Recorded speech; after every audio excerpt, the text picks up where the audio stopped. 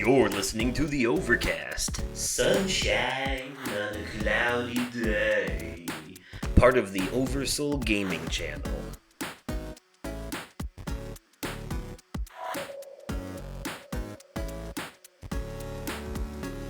Hello there, everyone, and welcome to the Overcast, your joke-making, fun-having pop culture podcast. I am your host, Justin, aka Oversoul.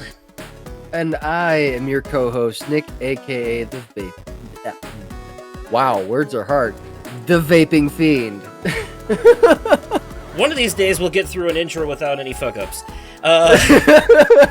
Like always, we're bringing you sunshine and tongue twisters on a cloudy day. And we have a special guest in this episode. Nick, would you like to introduce who that is? Yes. You all know her. I've talked about her a lot on here. She is my girlfriend, Sarah. Say hello, baby. Hi, everybody. Yes. We're pleased to have you on here. So, this episode, folks, is going to be another one of our competitive game show things that we're doing, and totally eye roll emoji, not a stolen idea from Markiplier's Distractable again or anything, but... I mean... There's Look, no rules that says you can't. It was a good idea, the way that they did it, and I think it's fun, so we're going to do it.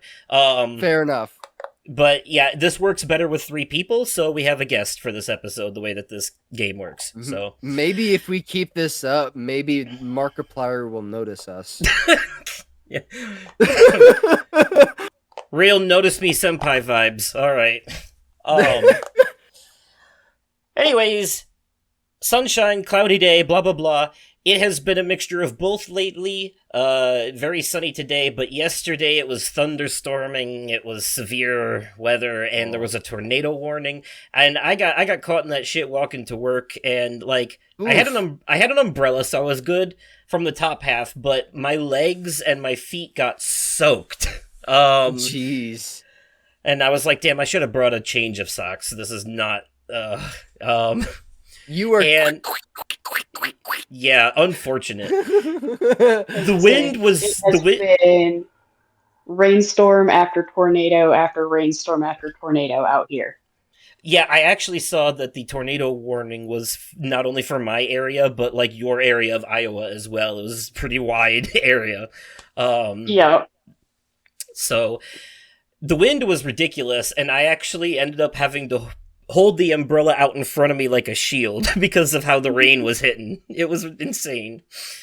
But anyways, as is tradition, before I go too far into that, usually when we have a guest, I like to offer for either them or for the co-host here to go first on the life updates. So if either of you would like to, go ahead and take it away. I'm sure that some of your updates are going to overlap, so if you just want to share the section, that's fine too.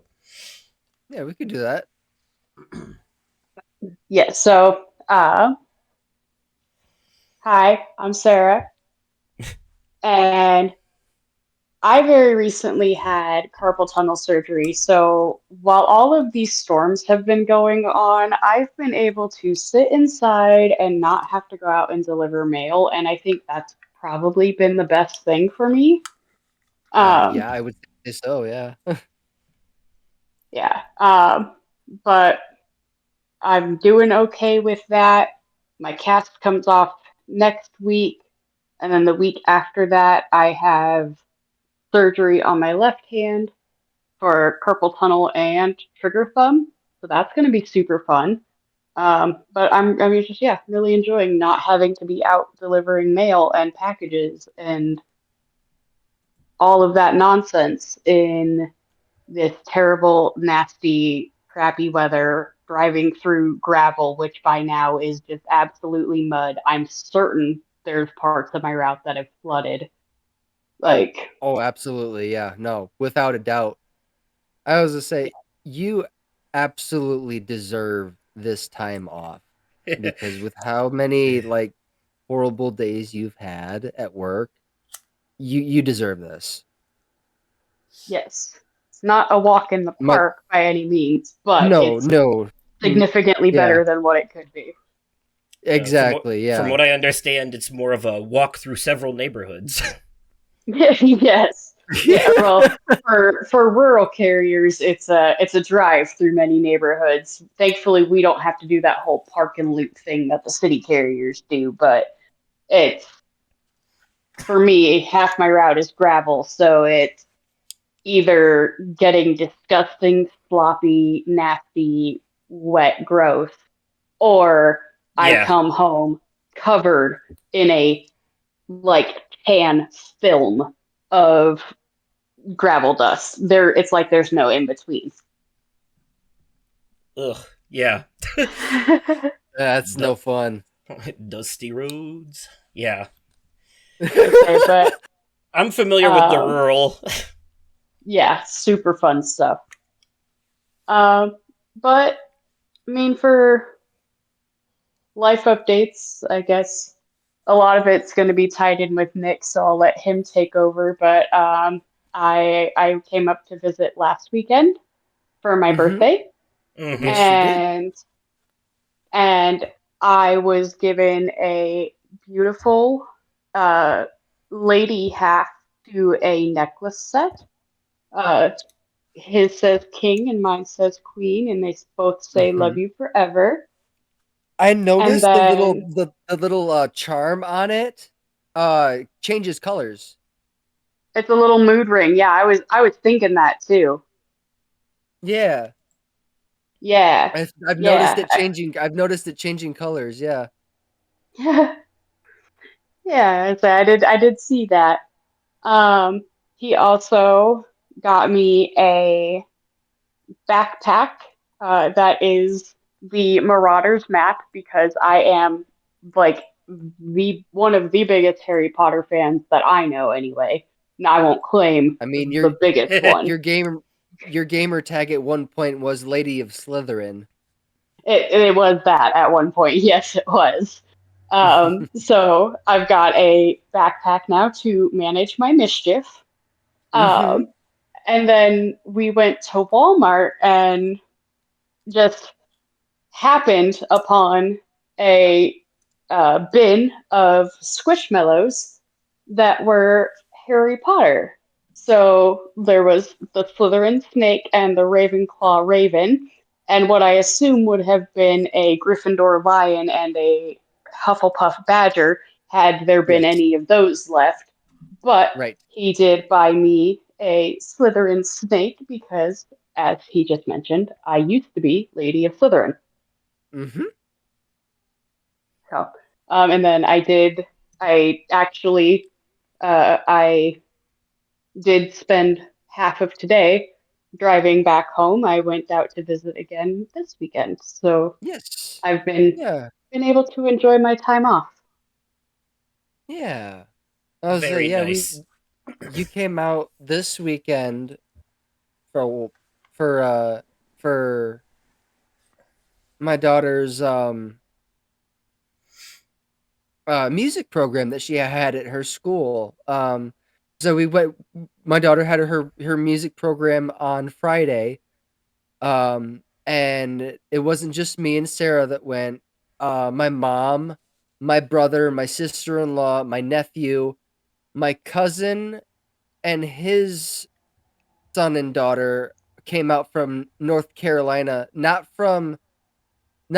just for that, but for Memorial Day weekend. So we're having a cookout tomorrow. That's gonna be fun. Um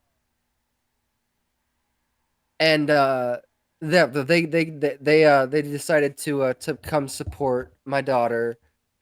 And she did really good. I wish she hadn't gotten out of her spot before it started because she had I had to giggle because I kept seeing her poke her head through because she ended up standing behind two kids. She was initially in the front row, but she ended up standing behind two kids because she got out of her spot. Hmm. Maybe she was a little shy and trying to hide. No, she ran out to go talk to her teacher and point us out to her. Mm-hmm. Oh, okay. And Yeah. then because she was excited, and then she ran back, and she was still in the front row, but you guys remember those like elementary school bleachers for the Yep. like the risers. Yup. So like Mm-hmm. there's enough room for like three kids to stand on one row. So she was still on the first row, but yeah, she had tucked herself in. She had to tuck herself in. And then that kid who was next to her, he just kind of loud and proud front and center, like he was right at the front of that riser. Okay. Yeah, Mm-hmm. the middle school I worked at as a janitor for a bit, the bleachers were those ones on a track that fold into the wall. Yeah. I remember those. Yeah. Oh, so these ones aren't like that. These ones were like The the ones that they have like risers for like concerts and for specific for like concerts and stuff.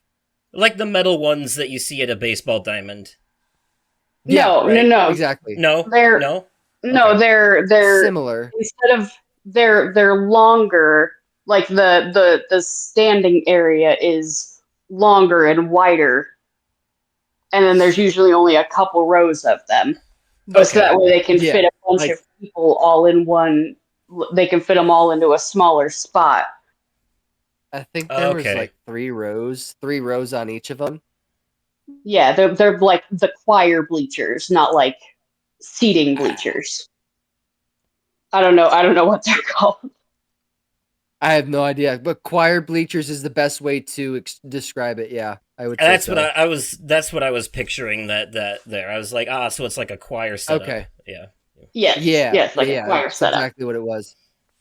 But no, it was a quick 20-minute uh music program. Um, but I noticed one of the songs that they sang was Three Little Speckled Frogs, or the Speckled Frog song. And Five little speckled frogs. yes, five little speckled frogs. Willow was singing that um before I even heard her sing it at the concert. Like she was singing it at home practicing. So I'm proud. I'm proud of her. She did really good. Nice. Yeah. But no, yeah, last weekend, when you when you came out, uh we made a trip out to Freeport to go to a movie with our host here. We went to Mm-hmm. go see a movie for your birthday. We will talk about that in extensive detail, not no spoilers in the media corner. But yes, we all went to go see a movie together. And then we went back to Justin's to see Nibbler for a little bit before we headed back to the house. That was a Y- lot of fun. yes. Yeah. I'm looking forward to talking about that movie. Yes. There's a lot. There's a lot to unpack there. I think. So. Uh-huh. I would say so, yes. Um. All right. Anything else of significance lately? I Uh, mean, work has been work has been work has been work. Tonight was actually pretty lax. I started in the truck that I normally work in on Saturdays, the California truck. And then they moved me to a separate department to help out because I think they needed to keep people keep two people separated. I think there might have been some sort of confrontation or something. I don't know, but they had the supervisor on our way over to that department asked me, "I can put you in um a trailer where you have a steady work pace, or I can put you in our slowest trailer." to where you'll see little to no volume. I'm like, I'll take that one, please, because I had a really shitty day today. He's like, no worries, you got it. So I'm like, all right, cool, sweet shit. Do you mind if I blast my music on my Bluetooth speaker? He said, do what you got to do. I'm like, bet. There was maybe like 30 or 40 packages that I loaded into that trailer. Sounds like an easy peasy lemon squeezy night. It was a fucking cakewalk. So next Saturday, I am going to the annual Pride Festival that the local LGBTQ establishment here in town hosts on June 1st. I am excited for one. I'm going to limit myself to maybe $25, maybe $30 in spending money. Because last year I did not have money to spend on things there at the event. Mm-hmm. This year I'm employed and I have that luxury. And a friend of mine is running a tent is going to be one of the vendors out there, and he makes custom like coasters and signs and shit. His daughter makes like bracelets and shit, and I saw one last year that she made that was of the pansexual pride colors. So I wanted to support them and grab like a coaster set or something, because they have like Hogwarts themed coaster sets like for all four houses and shit. They've got stuff like he makes stuff like Avengers, um oh shit. I forget. I have his business card somewhere and I should have grabbed it before we started. But no, he makes some pretty cool shit.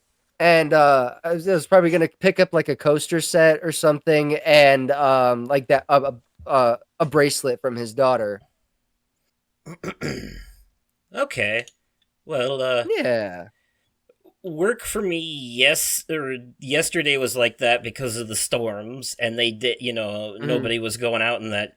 But yeah, once it cleared up, we got busier than shit. And it started to get, like, relatively irritating. It was like the weather was holding back all those people, and as soon as it stopped, the floodgates released and they all came pouring in at once.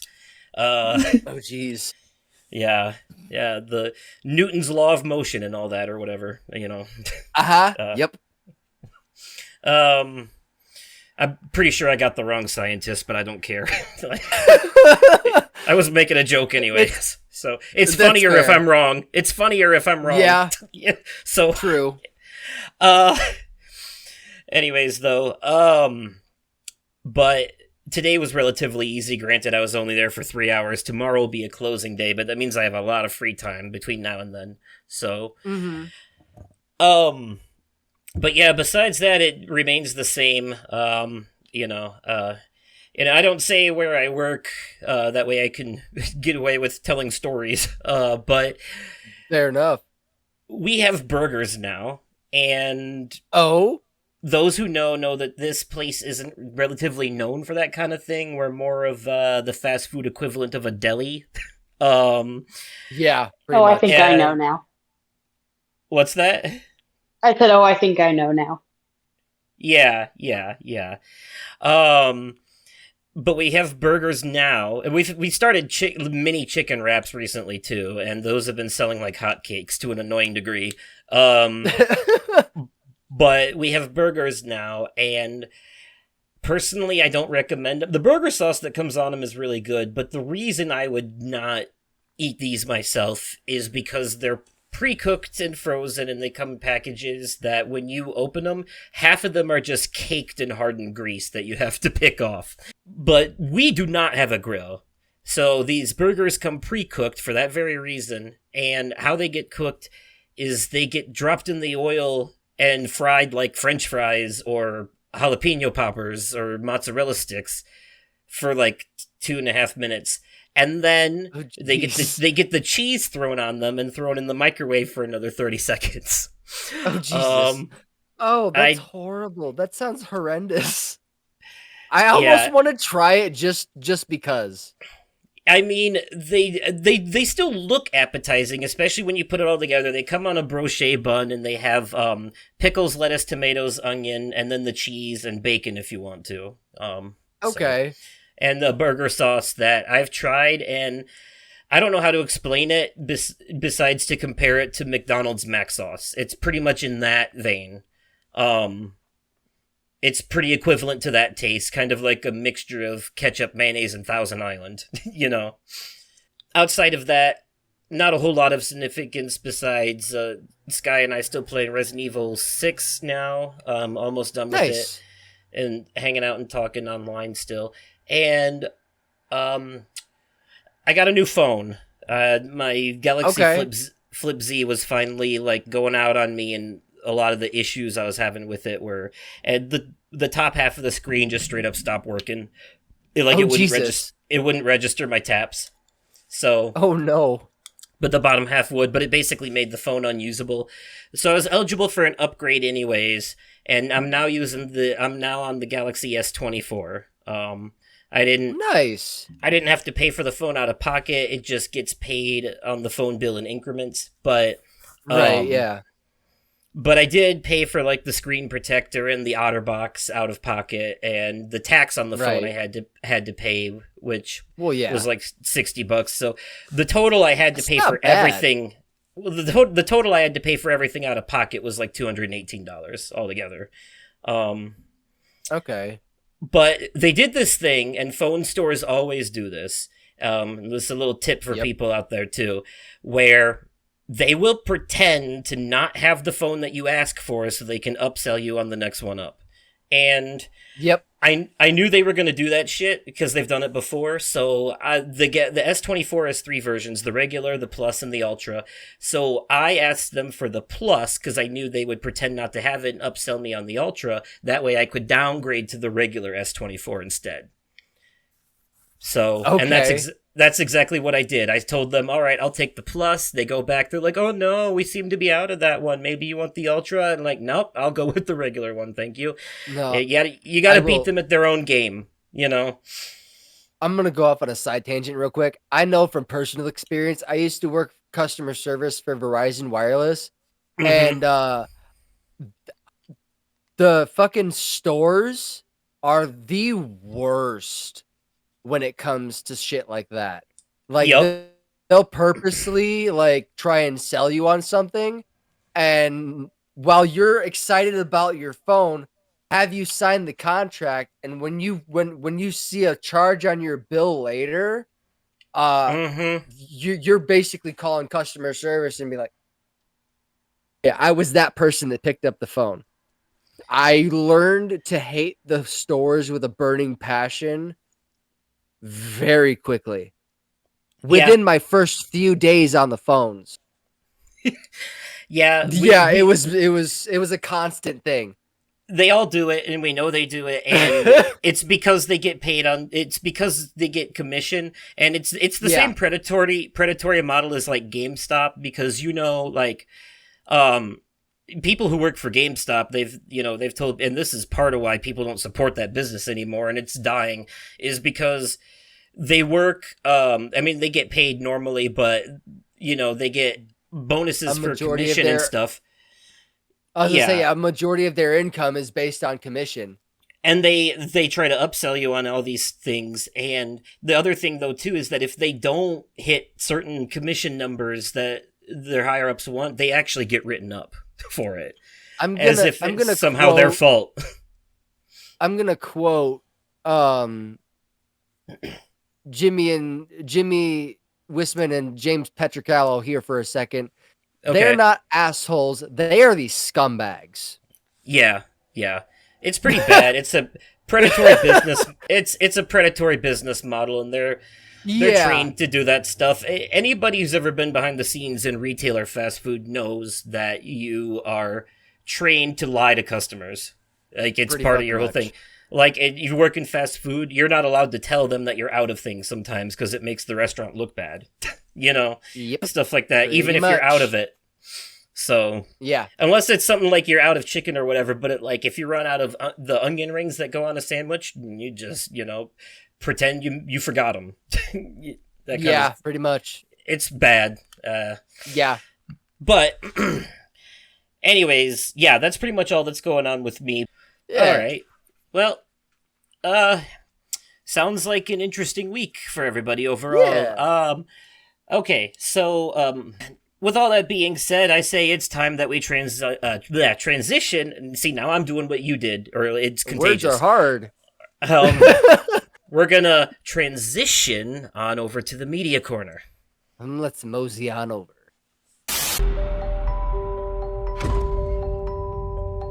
What if I told you imaginary friends are real?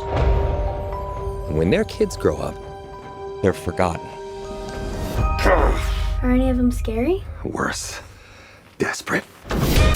All right, everyone, welcome to the Media Corner, the part of the show reserved for news, reviews, recommendations, and sometimes previews when it's justified. Yes.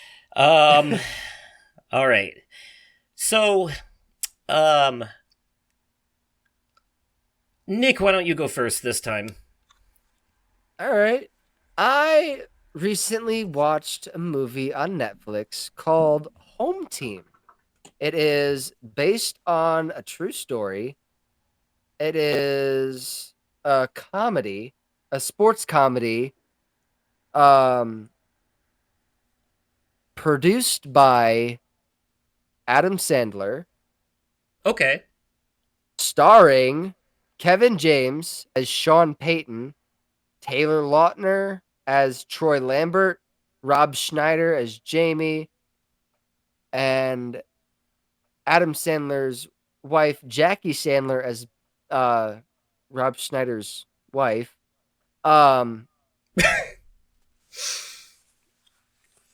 It is about the Bountygate scandal that the New Orleans Saints head coach had going on back in 2012. So basically, the New Orleans Saints head coach, Sean Payton, coaches his son's 6th grade football team while he's being suspended for the entire 2012 season as a result of his role in the Saints Bountygate scandal. Seeing this side of the story was really interesting. And I noticed one of my daughter's favorite Netflix movies is called The Sleepover, and it's a kid-friendly movie, whatnot. They got one of the kid actors from that movie to play one of the kids on Sean Payton's son's football team. Yeah, it was a cute movie. All overall, I'm sorry, but cute is not the first thing that comes to mind when we're talking about sports scandals. Okay, no. So no. It didn't have anything to do with this scandal at all. It just had to do with the opposite side of things. So it basically told the story of him basically coaching his son's 6th grade football team while he was on suspension. He was coaching his son's little league team while he was on suspension. Okay, I see. Yeah, okay. It was more of a family-friendly side of things. Is this a comedy drama, then? It is listed on IMDb as football comedy sport. Okay, so it's mostly comedy focused? Yes. Okay. So basically, the little league team is the Warriors, and they're not doing the greatest. I'm gonna tiptoe around the spoilers, but basically, because this just came out not too long ago. For anybody that wants to watch. Oh, my bad. No, this did not come out recently. This came out. This was released January 28th, 2022. This is well past the statutes of limitations. So it's about 2 years old, but also I would say, I mean, you can still dance around spoilers, but it's a sports movie, so I'm going to guess that it follows the sports movie formula. Underdogs get good and then beat the bad guy. Pretty fucking much. Yeah. No, Yeah, exactly yeah. that. Karate Kid, the Mighty Ducks, Bad News Bears, Remember the Titans. Yeah, no, exactly. No, so basically, what happened is Sean Payton is on suspension. He's played by he's played by Kevin James, who's actually going to be in Rockford here in the next couple of weeks at the Coronado Performing Arts Center. Nice. Yeah. So he the actual coach of the team, played by Taylor Lautner, has a sit down like lunch with him at like a diner or something. And he's like, "Hey, listen, I could really use your help, and I appreciate you interjecting the other day. It would be great if you could be on the field with us every day." Basically, the head coach of the New Orleans Saints basically took over and made them into like a under him. They got their first touchdown of the season.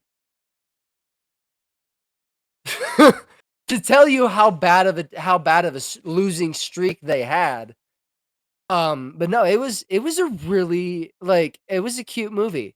It was really good. I liked it. Adam Sandler wasn't in it at all, but he was produced by Adam Sandler, and it had a bunch Happy of his Madison? buddies in it. So it's a Happy Madison movie. I believe so. I don't quite remember. It would have said it at the beginning if it is. That's his production company. That's his movie company. So yeah. No, it was a cute movie. And if I had to give it a rating, you do, because it's a family. I'm gonna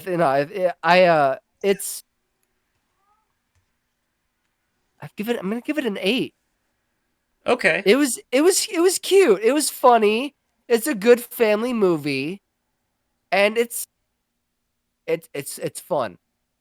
It spreads light on a dark situation, leaving the dark situation in the back seat. Fair enough. That's cool. I think that's cool. I think that was really cool for them to do that. Okay, so in paraphrasing your reviews, basically fun but formulaic, 8 out of 10. That's 8 out of 10. Okay. Mm-hmm. Yeah. Nice. All right, I can go with that. Yeah. So, would our guests like to go next, or should I take this next one? I can go next. Okay. All right.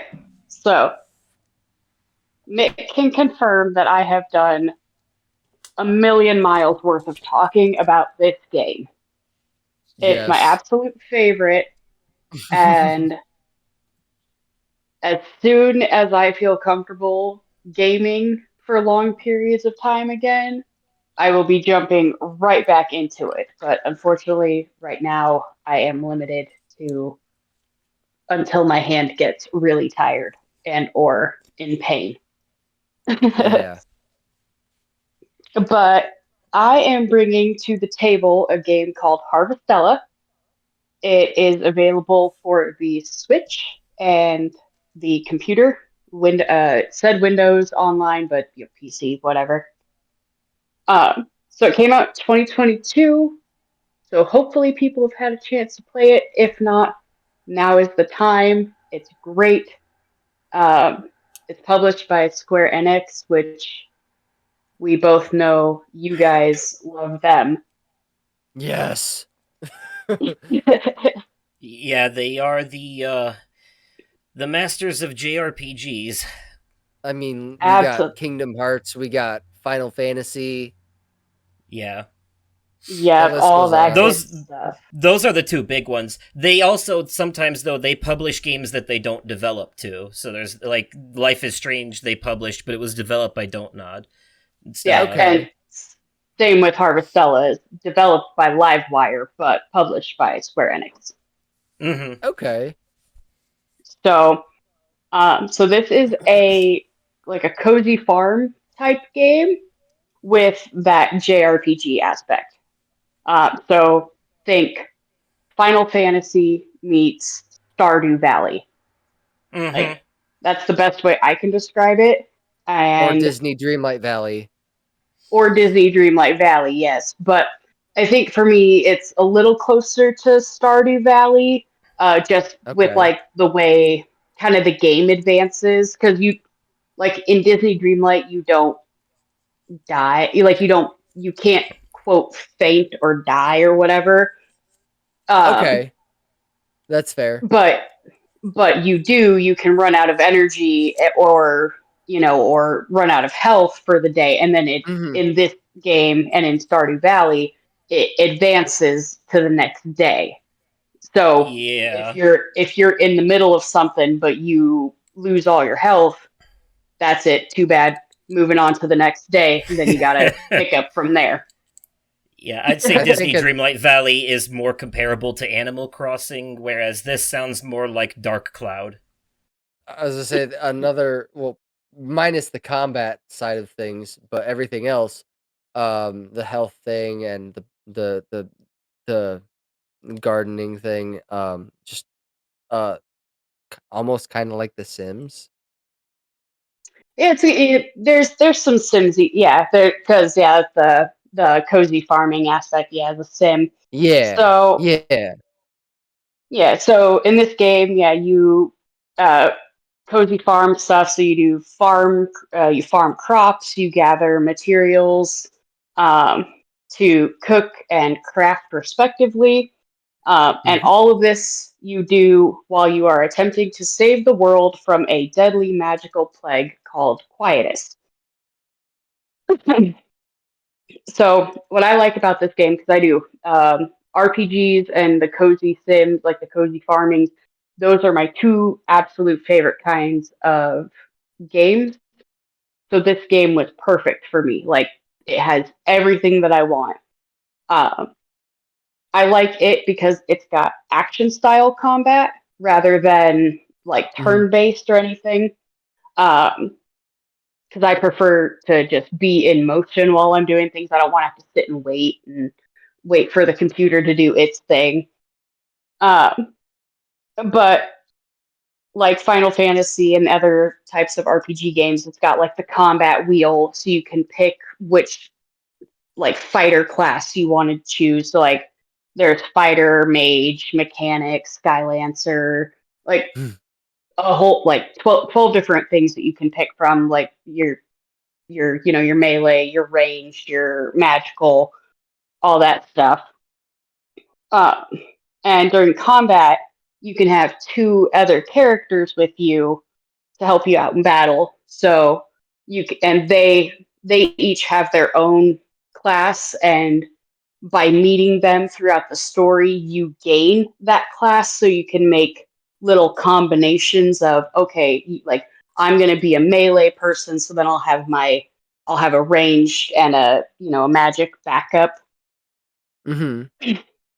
Um, but then it's got the cozy Sims stuff too. So like you can Yeah. explore through the villages and talk to all the residents. You do farming, cooking, crafting, and fishing. And in this one, I prefer in this game I prefer fishing versus like in Stardew Valley, because Stardew Valley is a mini game Mm-hmm. style fishing. Like you have to play a separate little mini game to catch the fish. Whereas in this one, you just cast your line, and then when the water starts going crazy, you just hit the button again. Like you don't have to do anything crazy for any of that Okay. stuff. Yeah. Uh, Yeah.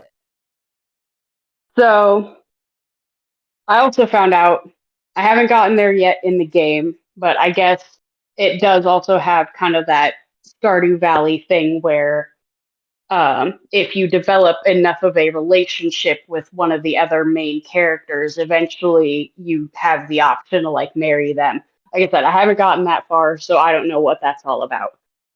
That's awesome. Yeah. So, there's a main story that you go through, where you are attempting to save this world that you're in from this plague.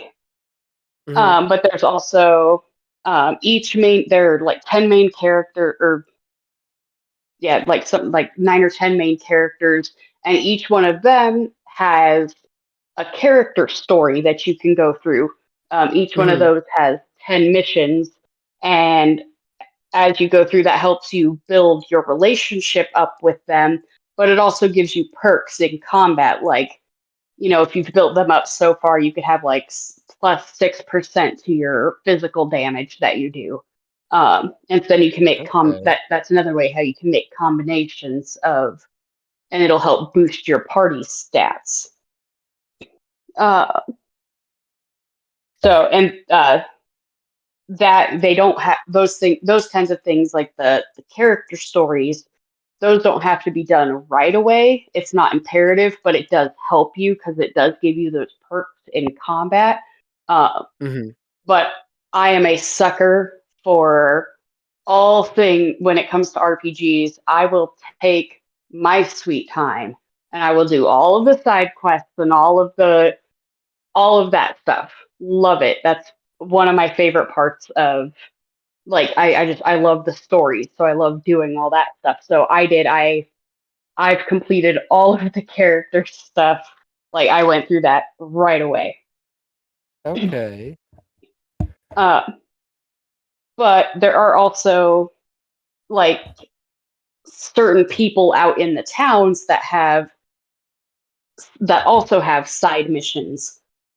And those Mhm. can also be done at any time if you even choose to do them. But those give you perks like crafting materials or ingredients for things, in-game currency, and then like recipes and stuff. Mhm. Because you can, like you say, you can cook dishes, and similarly to Stardew Valley and stuff, you have places where you can deliver food orders to, and then you earn money that way. Okay. There's all sorts of ways in the game to like earn money and help keep your little economy that you've got going. Okay. So Now you haven't finished the story side of things yet, have you? technically, yes, I have. Okay. Um, so there It are multiple endings to this story. I have gone through all of the official chapters of the story.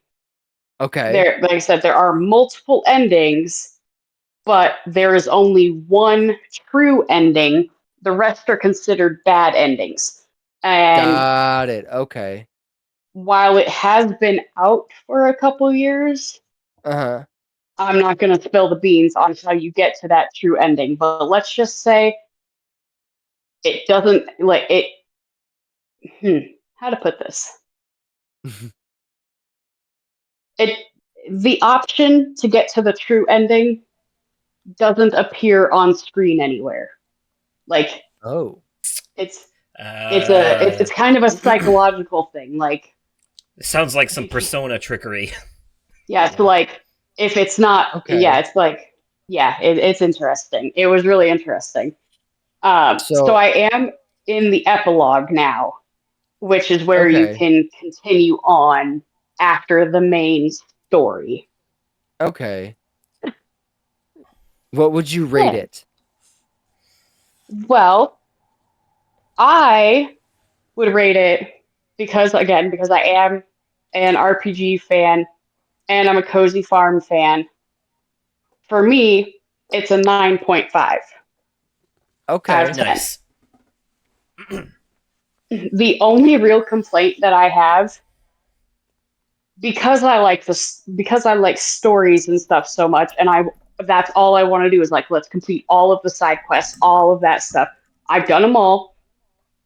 The the side missions. So there's the main story, there's the character stories, and then there's side missions. And the side missions are from the residents of the town. Yeah. And they Okay. always they it always kind of follows the same little pattern of like essentially saving a relationship between that person and yet another person in the town, which is great. I love it. It's a beautiful thing. And it's really, it kind of gets emotional. But Right. it does get a little repetitive when it feels like kind of like the same story over and over again. But that didn't, like I said, it didn't stop me from doing it. I just like, oh, okay. Like, just for doing this now. But they're super quick. Like the stories and stuff are super quick.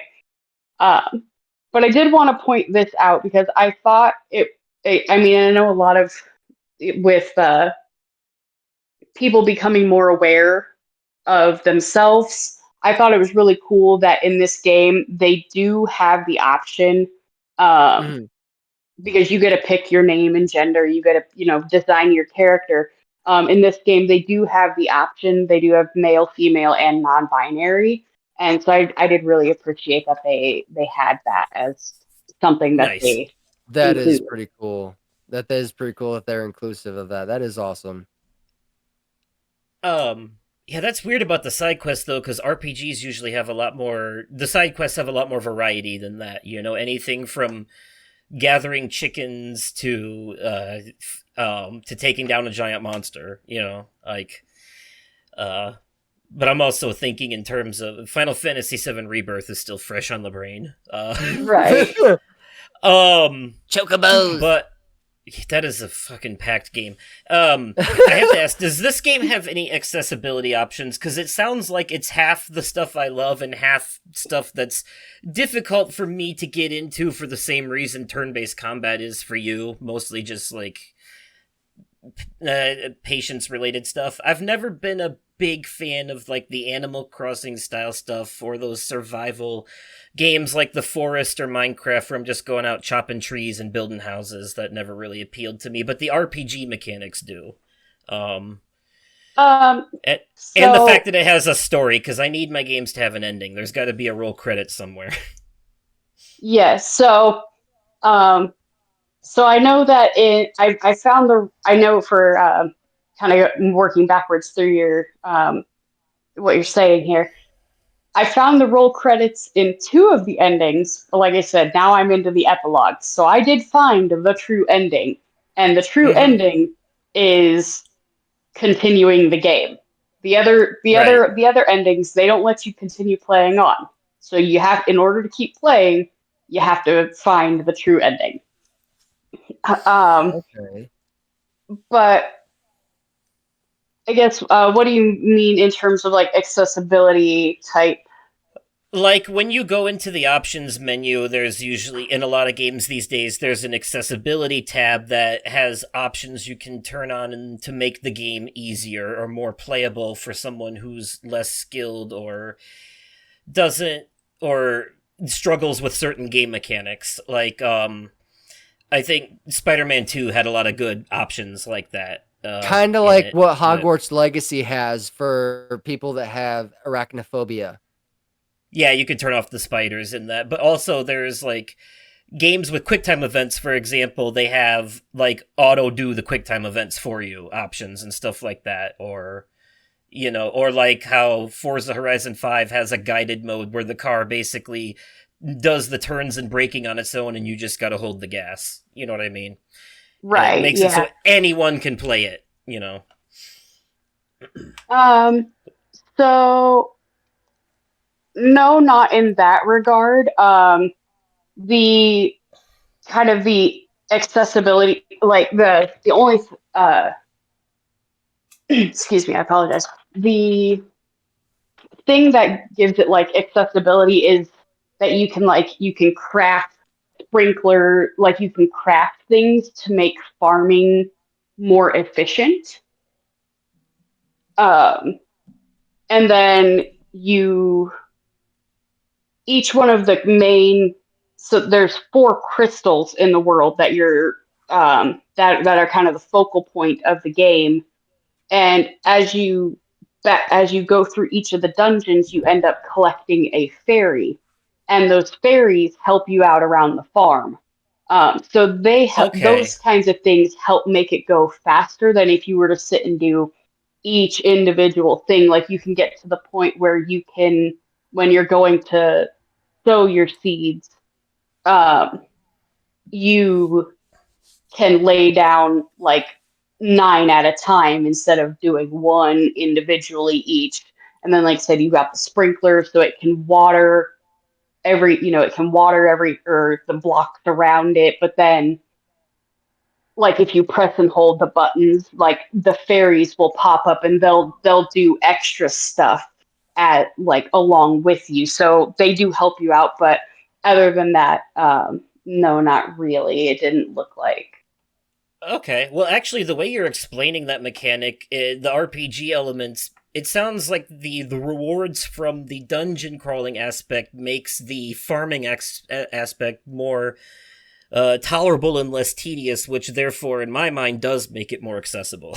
uh, Yes. So like so it's one of those yeah. games where yeah, you definitely you want to spend like a day or two, you know, doing like your crafting, your cooking, because all of that stuff takes up time. Like let's say you want to cook like a hamburger. They've got like a ham, they've got a bunch of different things you can cook, and it'll say cooking this takes this many minutes. And so you do, there will be days where you won't be able to go out and explore because you'll have to kind of sit and you'll have to sit and cook or Okay. craft. But Mm-hmm. then but then you can also make, then there's the days where you don't have to do any of that stuff. You can just do your farming stuff real quick and then go spend the rest of the day dungeon crawling. Didn't you tell me at Okay. one point too that I think I'm correct me if I'm wrong, but I think you said that there was like at some point during once you get so far into the game, you won't have to wait until a day ends to save your game progress. Yes. So initially, like I was confused because I thought it was going to be the same concept as Stardew Valley, where it only saves overnight. Um, Mm-hmm. but and it does that for the first couple days, the first 2 or 3 days. But once you actually get into your dungeon crawling, there'll be, they're called modus monolites. They're little like almost like little waypoints, and Okay. once you have access to those, you can save at those. So then you don't have to. It doesn't just do it the once a day. You can save whenever. Okay. Yeah. So I was gonna double back uh, to the combat stuff because with the job class, you can have three set to your character. So of the 12 that you have available, you can have three, and so you can choose between them in the middle, like just anywhere in the middle of the dungeon. Um, and then as you fill out, because you have similar to other things, you have to like quote buy, not buy, but like you earn points towards upgrading the skills, and you eventually get up to four like special abilities that you can use with a cooldown timer and all that stuff. So there is a little bit of that like sub menu type, or not sub menu, but like what were you guys calling it there? Uh, the where The you can pick the little menu thing you can pick, because you can pick oh, from like accessibility options. no, like in your combat stuff you Oh, can the command window, the like that little blue there's that little blue menu that says attack magic items. That yeah, Okay. kind of yeah, because you can yeah, because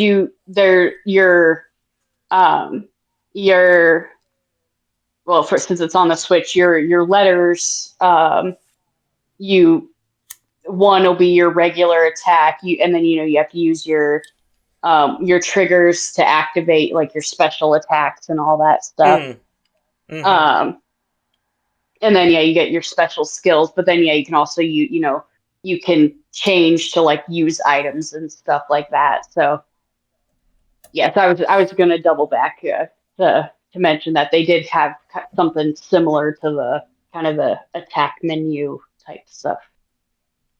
That's pretty cool. It Okay. almost sounds like Yeah. the RPG side of it is kind of like dungeon crawler inspired, almost Diablo esque. Yeah, you could say that because yeah, you've got the they're not going to be classified separately, but they kind of are. So like there's because like there's your kind of what are your pass through dungeons where when you first go through you have to run the entire length of the dungeon and but it's like the corridor between this town and the next town. But then once you've done that, as you're moving around on the map, you don't actually have to go back into them again unless like a quest were to take you there or something like that, or unless you're going specifically to like go find ingredients or to kill things. But then there's like the four crystals on the island or on the in the world. Those are like almost like destination dungeons because that's all that it is. Like I mean, like you go there and like when you get there that's all it is. You're not passing through to somewhere else. Like it's just dungeon. But the other ones you don't once you go through them once, you technically don't ever have to go into them again, even though you should. Okay. Yeah. All right. Well, on the note of games that are accessible, my entry tonight is a day one Game Pass release recently. That it. So it's titled Senua's Saga Hellblade 2, but I keep wanting to say it the other way because the way they did it doesn't make sense to me. The Hellblade 2 part should come first. Yes. But anyways, but yeah, they did it backwards. But yeah, so Hellblade 2 is it is a direct sequel to the original Hellblade Senua's Sacrifice. But the difference is now that Xbox owns Ninja Theory, this one is exclusive. So it's only on the Xbox Series X and S or PC. If you have Game Pass, you can play it on the Xbox One, but you have to cloud stream it. You won't be able to download it to it. So you can cloud stream X and S games on Game Pass on the older Xbox. You just can't download them. So, anyways, so this game is mostly focused on mental health, but wrapped up in a Norse mythology metaphor skin, basically. Senua, the character herself, has severe psychosis, and it comes in the form of things like voices in her head, hallucinations, stuff like that. But it's all, like I said, it's all wrapped up in Norse mythology. So, for example, the voices in her head are the Furies, the Norse versions of the Sisters of Fate. Nick, you met them in God of War Ragnarok. Yes. You know, this is the kind of game that in order to get the most out of it, you want to wear headphones while you're playing it because it uses 3D binary audio to make you kind of sympathize with the characters. So when she's hearing the voices in her head, they're coming from all around you in the headphones. They're coming from the left, the right, in front, behind, up, down, everywhere. Ooh, And the same thing goes for all the sound design in the game. There's a evil voice in her head called the Shadow. That's basically the nagging doubt and darkness at her mind that keeps telling her she's going to be a failure and can't do anything. It's got like a deep grumbly voice, and whenever it talks, it's like you can feel the bass in your ears, you know? It's just that kind of thing when you're walking through environments. Sometimes there'll be like the souls of the dead will be like screaming in the distance and stuff, and it's just meant to unnerve you. Now, that being said, this is not a horror game. It's more of a psychological thriller. And it has action-focused combat that I would say is inspired by Dark Souls, but not as hard. Although even on easy, the game will challenge your reflexes a little bit because it's very focused on blocking and parrying, and dodging. And the best way is that you want to parry enemy attacks at just the right moment to fill up your focus gauge so you can slow down time and do extra damage, or you parry and counterattack and do an instant kill on them. The interesting thing about this game is that it's very cinematic. The whole game is letterboxed as if it was filmed on an IMAX camera, so you got black bars on the top and bottom of the screen. So it looks and feels like a movie the whole time, even if you're playing it. It's like the kind of game that if you were watching, you wouldn't know the difference between gameplay and cutscenes when you're watching it. I did watch a little bit of the first episode of your Let's Play. I have not finished it yet, but I like what I'm seeing so far. Okay, yeah. So you can see what I mean. I don't know if you've seen any of the combat yet, but I don't believe so. But it is the transitions are sometimes not even noticeable because there has been moments where it's a cutscene, and then I thought the cutscene was still going, and I realized I've been standing still for a couple seconds, and I'm like, oh, I need to move, or I need to do whatever. Because it's so seamless. It's almost like that same one-shot camera thing that the God of War games did, but the new ones, but it's even more cinematic than that because there's no HUD. There's no button prompts. There's nothing on the screen to indicate this is a game. It's just all pure visuals. Like when you walk up to a wall you need to squeeze through, or a door you need to open, or something you need to grab, you just press A to interact with it, and it doesn't tell you that, but you just know that, so you do it. Okay. So the controls are very simple. Stick to move, A to interact with things, X to dodge attacks, and the bumper button to block attacks, and and then you hold the trigger to focus on things in the distance. That's literally it. It's okay. And for all intents and purposes, it's essentially a walking simulator type game, besides the fact that you can die and that there's combat. That's the only thing keeping it from that. But even with that in mind, this game has an accessibility option where you can turn auto combat on so that you can just focus on enjoying the story and doing the puzzles and not worrying about having to die in fights. And I would almost say it's worth playing the game that way at least once, because it's a very short game. It's only like 5 or 6 hours long. Okay. It's worth playing it that way at least once, because if you turn on auto combat, Senua will struggle in the fights a lot when you're watching her do it herself, and she will just barely claw her way through every encounter. And I think that's intentional by design to really show, to double down on the metaphor of her struggles with her psychosis and stuff. Yeah. That would make sense. Melina Jurgens, who plays Senua, was an intern for Ninja Theory when they picked her up for the first game to do some face capture stuff, but her performance was so convincing because she channeled her real-life mental health issues into it that they made her the character, and she won Best Performance for that character in 2017 in the first game at the Game Awards as a result. So she's back in this one, and she's doing the same thing, and it's amazing. Her facial contortions, the pain in her eyes, the way she, like her like little cocky neck twitches and stuff. Like, it's so good.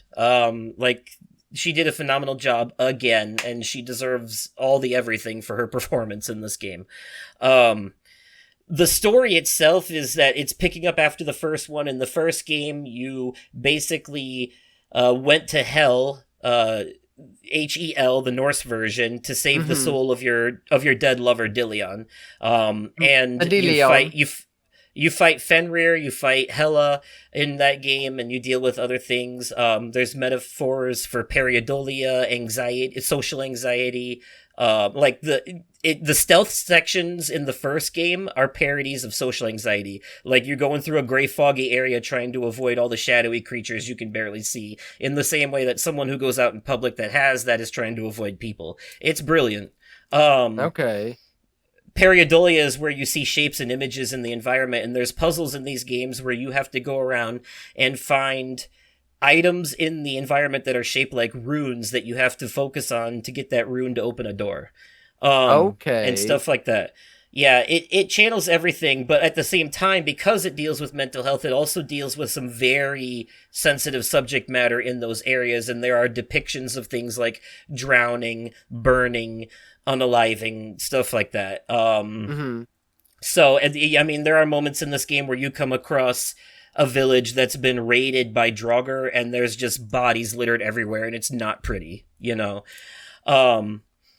But speaking of Draugr, that's one of the major encounters in this game. You save a guy from a bunch of Draugr that are sacrificing people to eat them, and that's where the game really stood out to me combat-wise, because there are other people there fighting them too, rebelling, and the game is so cinematic. It literally felt like I was dropped into the middle of like one of those big fight scenes from Lord of the Rings, and I was playing it, you know what I mean? Okay. Like, I come up on it just back and forth between cutscene and fight, in such a seamless transitioning way. Like, you walk up, there's a character like, hey, look out behind you, and then a guy comes and kills them, and then it turns its focus on you, and now you're in battle stance, so you know it's time for you to actually take control and fight. You kill that enemy, you push them away, and then all of a sudden, it's another mini cinematic where you move over to another enemy, or there's another ally that's fighting another enemy or whatever, and it just transitions. You only fight enemies one-on-one, not in groups, like it one-on-one fights with enemies. So when you kill one, there's a mini cinematic, and then it transitions to the next enemy, because it's very tight. The combat's very, like, zoomed in and focused, and kind of like, you're like, your focus is on the enemy, so when you're moving, you're kind of moving in a circle, like arena style. You know what I mean? So, yeah. So it's super cinematic, but I think it's accessible, and I think this is one that people can enjoy either playing or watching because of the way it's designed, because it is basic. It is this is an interactive movie game I've ever played.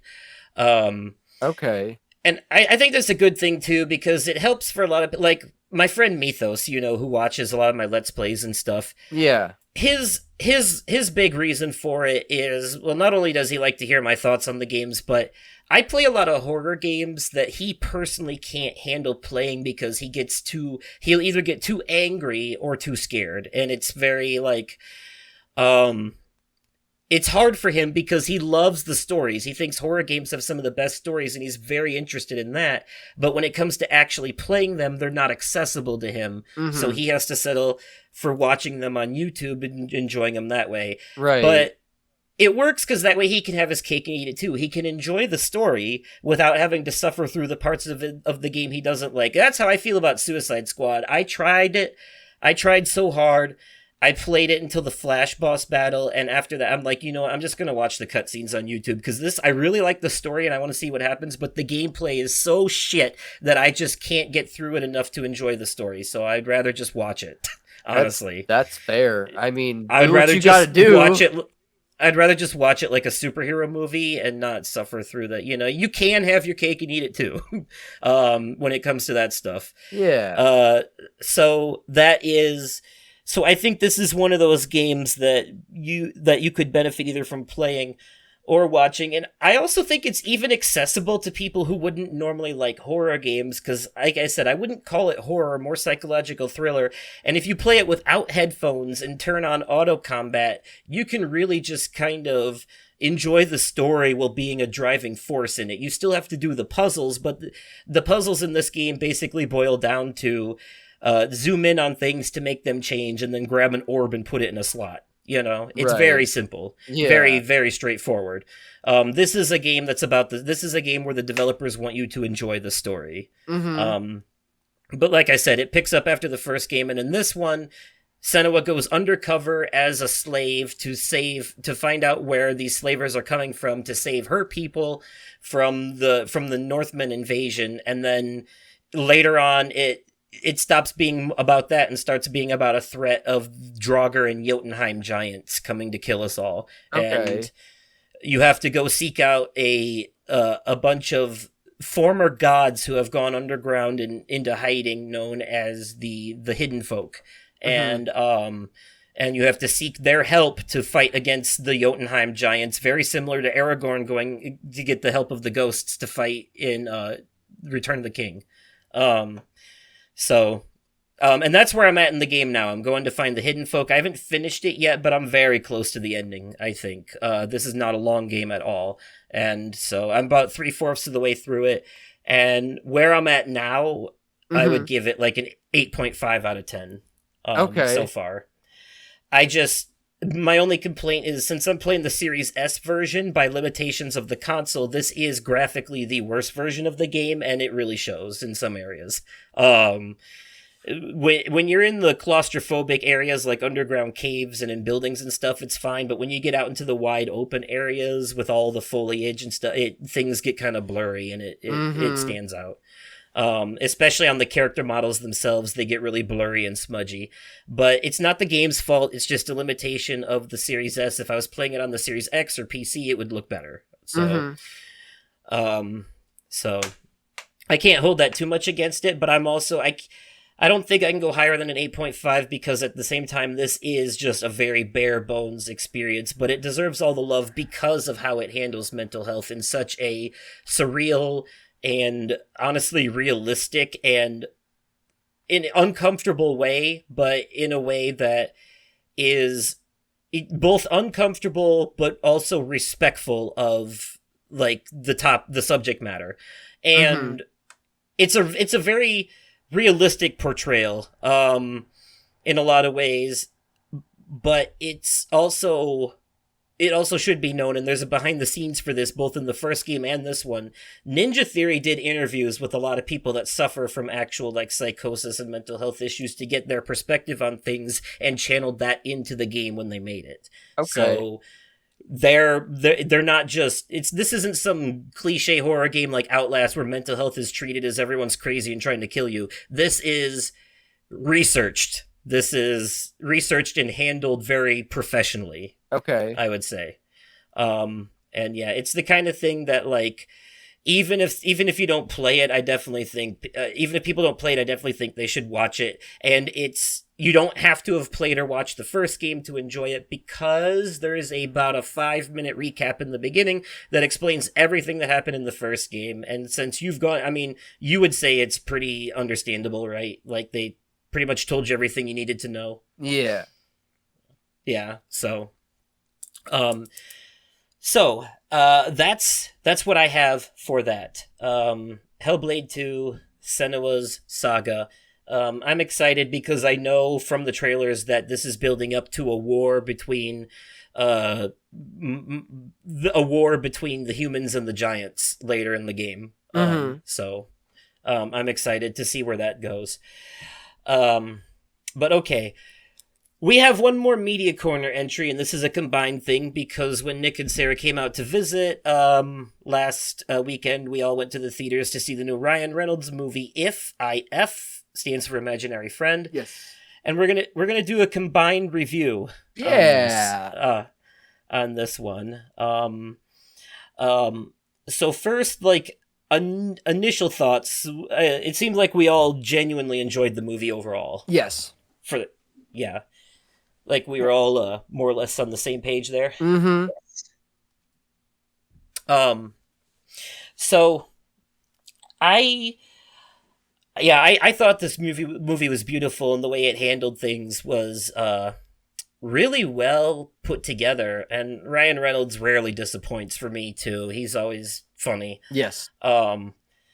Honestly, tiptoeing around spoilers as much as I can here, the only thing that really stood out to me at any given moment in the movie was, in particular, the Bobby Moynihan scene. I like how they handled. I like how they handled the reconnection with your childhood in the way that they did, almost as if like a positive voice in your head type metaphor. So I kind of wish that they would have left that ambiguous and not revealed what they did at the end. And I know it's probably better for people who prefer closure and want those answers, but I like doing some of the work myself in movies, and I wish they kind of would have left that metaphorical and not like doubled down on it so hard in that very last scene before the credits. You know what I mean? Yeah. They basically confirmed something at the end that I didn't want them to confirm. I wanted them to leave it ambiguous, but that's just me personally. I don't know how you guys feel about that. Yourselves. Yeah, so for me, I I think I went into it expecting it to be like a different kind of movie. I was When I initially saw the trailer, it the tone that it gave wasn't the tone that the movie ended up being. Not that that's a bad thing. I I think when I was going into it, I was expecting something a little more kind of upbeat, kind of like, oh, I don't know, maybe like Monsters Inc. type humor, humor Yeah, type. yeah. Okay. Um, Yeah, I could see that. you know, something along in those veins, just because Mm-hmm. imaginary friends. So that Yeah. was where my brain was when I first. So it had to take a real sudden shift. But after I was like, okay, this is what this is about. After that, I was like, okay, no, I loved it. I really enjoyed it. I too have yet to find fault in Ryan Reynolds stuff, and then also huge Office fan, so I enjoy things done by John Krasinski as well. Um, Right. Yes. Good old Jim but Halpert. good old Jim Halpert, yes. Yeah, he Um, was really good in this movie, John Krasinski. I would even go out on a limb and say, out of everyone in the movie, including Ryan Reynolds, I think John Krasinski gave the best performance out Yes. of everyone. yes, I would have to agree with that. There wasn't a time that he was on screen that I didn't get like kind of emotional and choked up just because of the. He's definitely, his character is the tears of a clown cliche, and it was handled very well, I think. See, because Steve Carell was one of the voices of one of the imaginary friends, I was kind of hoping that because John Krasinski and Steve Carell they were famously worked together on The Office. I was kind of hoping the Office fan in me was kind of hoping that they would kind of make some sort of a reference to the show, but they never did. Right. Much like you, Sarah, I too was expecting, Monsters Inc., and instead I got Inside Out, but I think that actually works in the movie's favor for me. Like, that yes, ended up, it came out better than I was expecting as a result, I think. yes, yes. Is saying I say, and I know for a lot of the movie, not giving spoiler, I will say one of the characters, one of the imaginary friends, I misidentified who I thought that identify I did. Wow, there it was my turn to mess up. Words are That hard. imaginary friends. Right, right, right. Yeah, I misidentified Yeah. who that imaginary friend was. Um, that was an interesting twist for me, getting to Yeah, that finding was. out who that one belonged to. Mm-hmm. Yeah, and there was yeah, again, like obvious this is new, so I don't want to give anything away, but I will say the at first I wasn't thinking it, but about halfway through the movie, just based on context clues and foreshadowing I picked up on, the true nature of one of the characters started to stand out to me, and when it's revealed later, I was like, yeah, okay, yeah, I saw that coming. See, it was a surprise to me. I'd say that was the one that I misidentified as belonging to someone else. Mm-hmm. Not who they belong to, but what they are in the first place was something that I predicted probably around the time that they were doing the Extreme Makeover Imagination Land edition scene. Okay. They dropped a pretty heavy clue in the dialogue right before that starts, about how they used to be a clown, and that just after that I started paying attention. Okay. To that, yeah, and then I picked up on it, and then when it made sense, but also you have to consider when you look back on it, did either of you notice that particular character was never actually acknowledged by anyone in the real world except for the girl? No, now that I think about it, now that you say that, yeah, no, I did notice that. Yeah, I thought about that too, and that's kind of where it started to piece it together for me. I was like, oh, wait a minute, I bet you, okay, let's see. And then, yup, I was very happy about that one. Mm-hmm. But doubling back a little bit, I am what I was asking earlier. How do you guys feel about what I was saying specifically earlier about? Do you like that they? I guess I'll ask it this way: do you like that they confirmed what they confirmed at the end, or do you also prefer they would have left it up in the air so you draw your own picture? I like that they confirmed it. I tend to be a closure person, so I do like that they confirmed it. But I do see the appeal otherwise still. I know for myself personally. I was going to use that same verbiage. Yeah, I'm a closure person, so yeah, definitely. Yeah, so the ending of Inception drove you nuts, huh? Yes.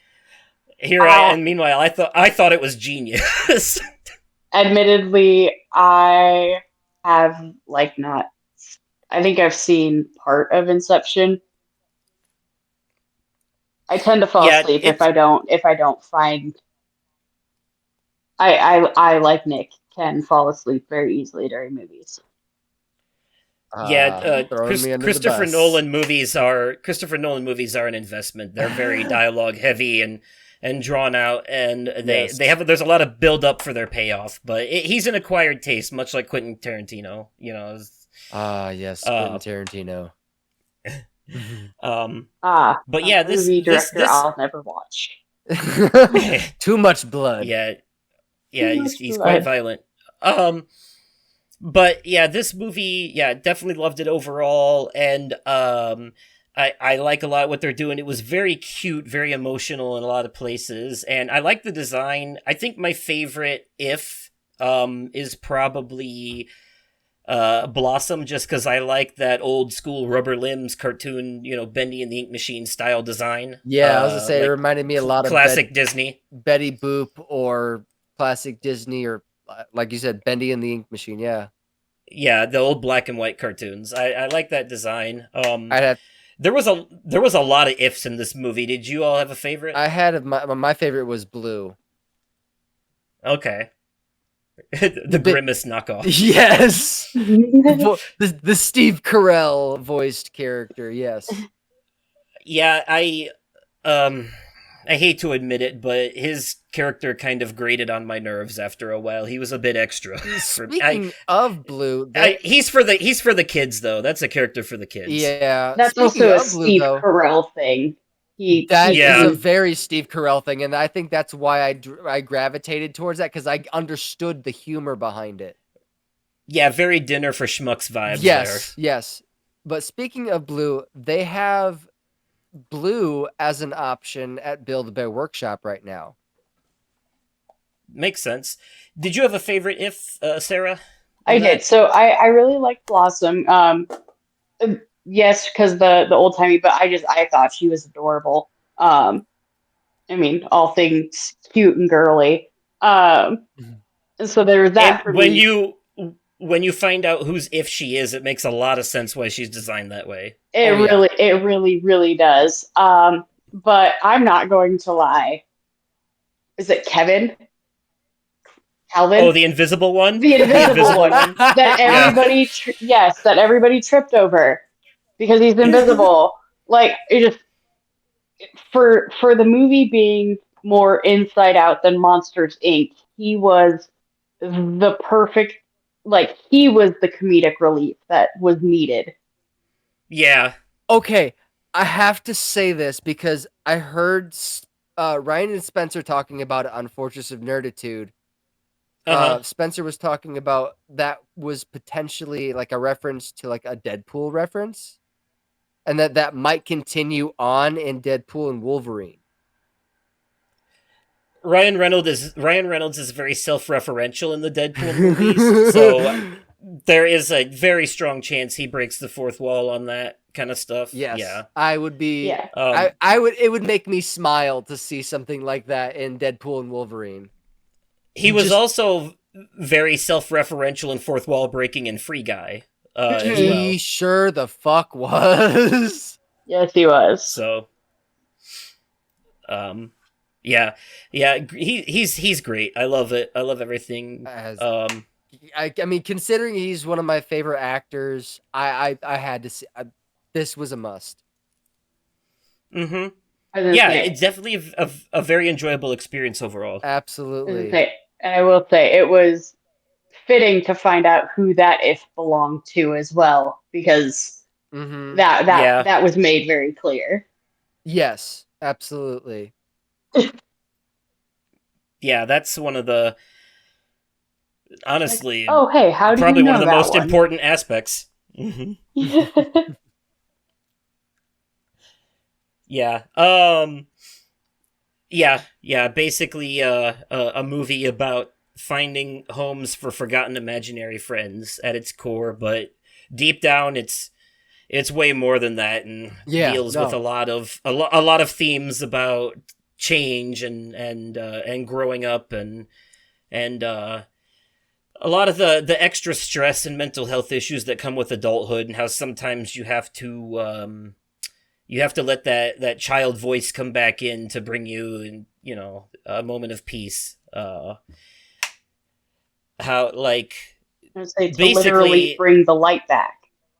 yeah, Mm-hmm. it's basically a metaphor for how, when you're a kid and you have the imaginary friend that, you grow up and you lose that, but like, there's, there's always like that voice in the back of your head, your conscience, kids have a wide imagination. So their imaginary friend, if it's, granted it's not a demon, is usually their interpretation of their conscience or that voice in their head that we all have. And, um, as you get older and you lose some of that imagination, Mm-hmm. it becomes something else, but it's never truly gone. And the way that they handle that as a metaphor, I Yeah. think, is really well done. Mhm. I'll say my daughter hasn't really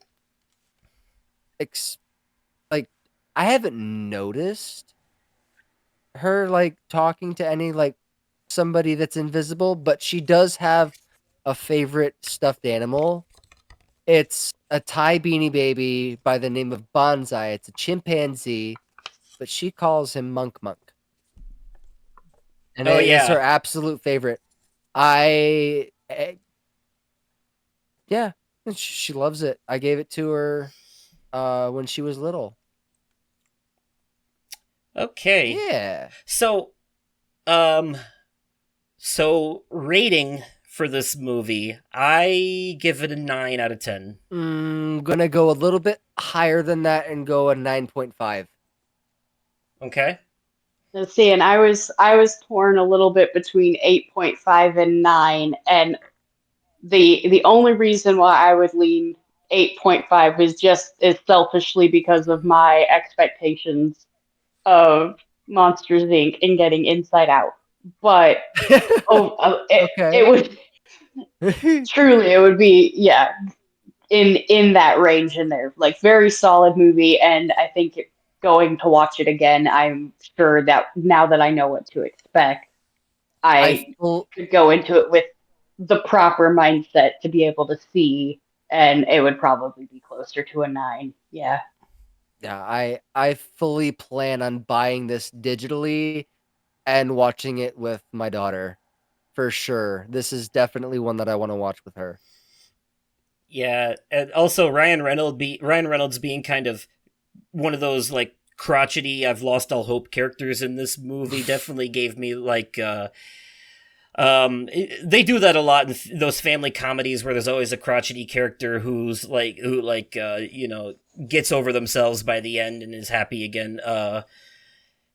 But in the beginning, with his like reclusiveness and crotchetiness, he definitely gave me Count Olaf vibes, like hiding in the attic and shit. Okay, yeah.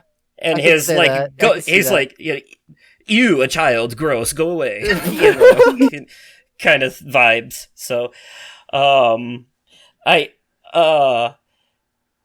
do have to say that was the one thing that bothered me was early in the movie that I had to point out was, not only, they must have shit peripheral vision, because not only did they not notice her following her when she was decidedly not following them, when she was decidedly not stealthy, but also, why is this 12-year-old girl walking around New York City at that time of night? It's kind of by herself. Right. That really stood out to me, because I know this is a family movie, but in reality, that's a dangerous place to be walking around by yourself at night. Uh-huh. Right, so, or the entirely unrealistic aspect of walking around in New York at any time of day or night and having there be no other people on the street anywhere aside from the one creepy thing that you're following. Or hardly any people. Yeah. That's it. I also had to wonder, though, since these creatures exist, but people just can't see them unless they believe in them or whatever, like Santa Claus or whatever. But they do physically exist in the space. How has no one accidentally run into them? Or maybe they have and they thought it was a ghost and shit themselves. I don't know, but especially Blue, who's decidedly not stealthy. No, and, not by any means. Yeah, and takes up quite a lot. Like, he was walking around in public with them when there was people on the street. That sneeze, though. Right. It got me every fucking time. Every time he sneezed, I laughed so hard. Right, I was going to say, like, when you're allergic to air, my goodness. Yeah. Yeah, I think they were going for, like... And it was that over-exaggerated Steve Carell comedic sneeze. Yep. Yeah, he's definitely he's the Jar Jar Binks of this movie. He's for the kids. Yeah. But every family movie has one of them. Mm-hmm. There's always one. There's always one. Character that the kids love and the adults hate. It's like... I mean, yeah. Gotta follow the family movie formula.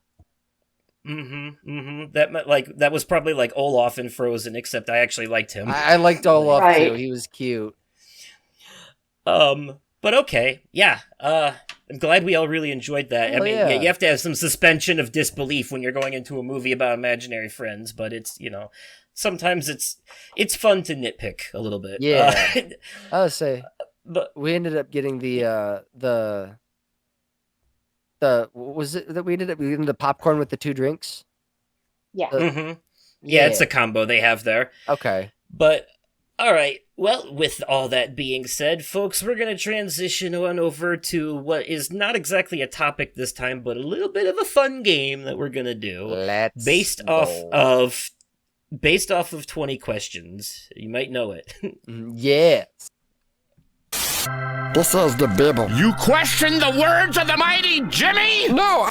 Hello everyone and welcome to 20 Questions as a game show, basically. In lieu of a topic in this episode, we're following some of our older episodes where we did like Would You Rather and Higher or Lower and stuff like that, and we're playing a competitive round of 20 questions, and how this will work is all three of us will have a chance to go up against each other and be the question person in each one.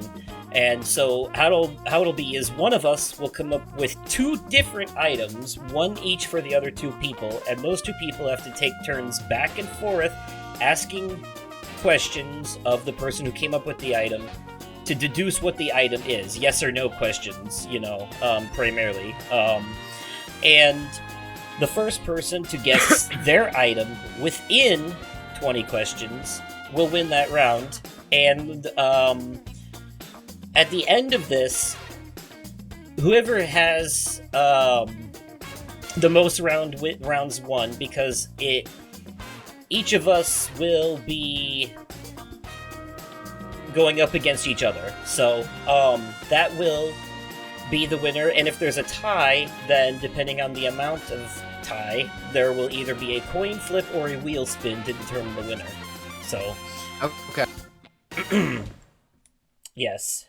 So, to basically kind of show how this will work, and these will be tangible items that we're thinking of, by the way, physical things you can hold, everyday stuff that you deal with, could be anything from car to basketball to wrench, to toothbrush, but it's got stuff like that. Or, it can even be an animal or something if it's simple, like cat or tree, not complicated stuff or like conceptual things. So to start this off, I will be the first person to come up with an item for each of you to guess. Okay. And you guys will go back and forth. You are responsible for keeping track of your own clues so far. Okay. I will not keep track of them for you, and neither will anyone else when it's their turn. No. So all you have to do, if you're like me right now, all you have to do is think of the item and answer yes or no to the questions that the competitors are asking. Okay. Yeah, so I have an item in mind for you, Nick, and Okay. I have an item in mind for you, Sarah. They are two different items. And so now, also, you can guess at any time. There's no penalty for guessing, but you only get one guess per turn. So on your turn, you can ask a question, and then if you want to guess, you can.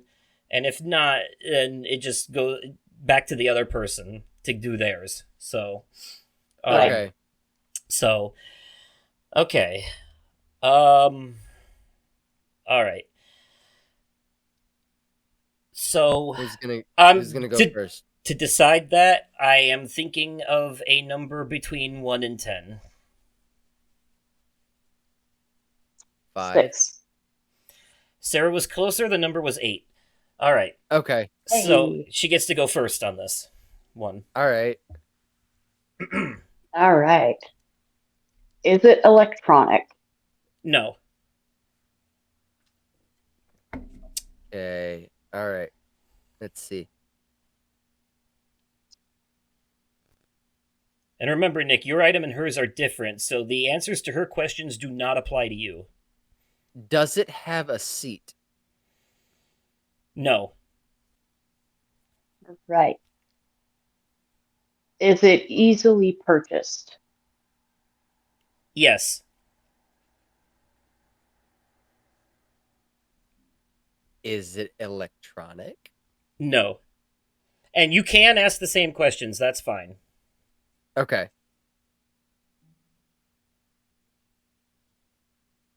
Actually, Would Nick, you for your question, I think. Actually, I'm just gonna say no. I'm gonna say no for that one. That's probably I'm gonna say no For me? Yeah, not electronic. Okay. Okay.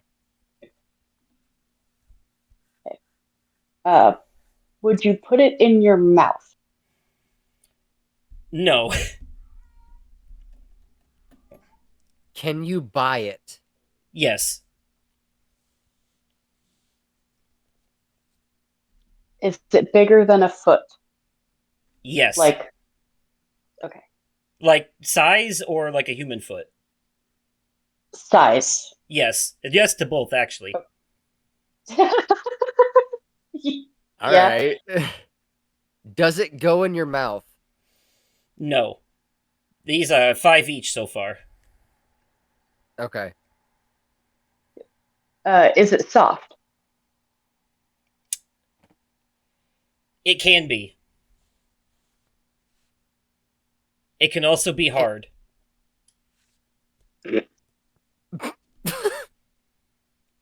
can be hard and uncomfortable or soft and comfortable depending on the material it's made out of. Can you play with it?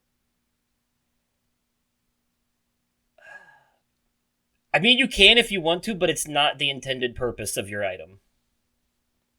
Although I will say some people have probably danced with it while using it for its intended purpose and blasting music. Oh. Okay. Well, I feel like that just gave it away. Yeah, I Maybe, feel like maybe that not. too. I think I'm. Can I guess real quick? It's It's my turn. I mean, well, if he wants, it's still his turn on the guess. Like, you do have a turn, or you can guess on any of your turns. You know what I mean? Is it a Bluetooth speaker? Well, No. Okay. okay, wait. See, I thought you either got a question or that you got to guess. No. You can make a guess after any of your questions. Okay. Yeah. Okay. All right. Is it something one would wear? Like, No. is it wearable? No. Is it soft? No. No. I was gonna say part of it is, but I don't think that's true either. So. Okay.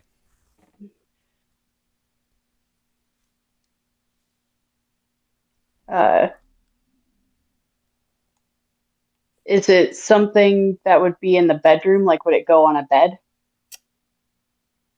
Not on a bed, but you might find one in a bedroom. Maybe in the corner somewhere.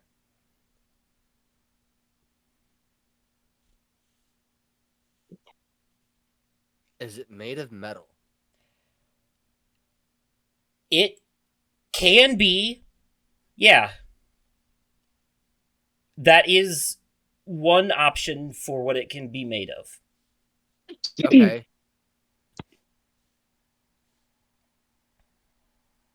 All right. Does it have a seat?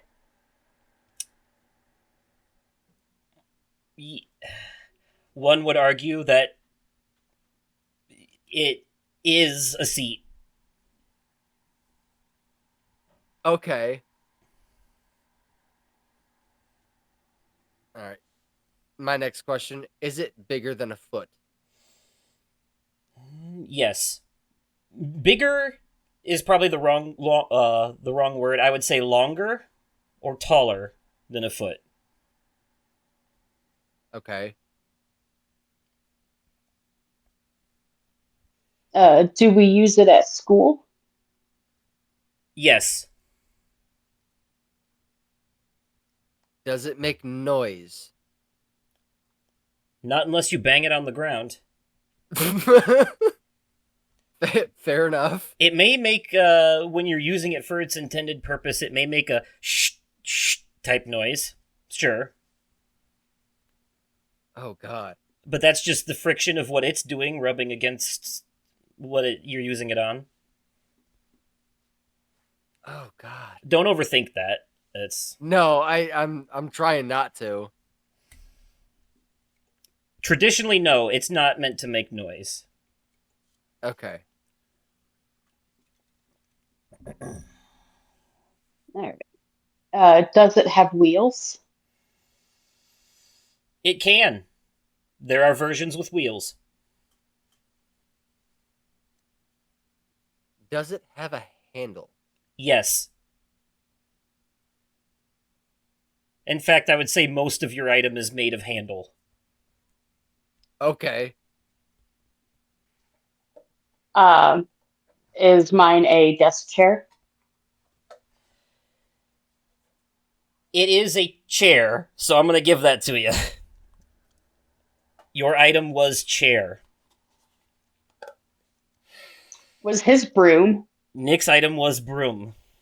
God damn it. Did that ever cross your mind?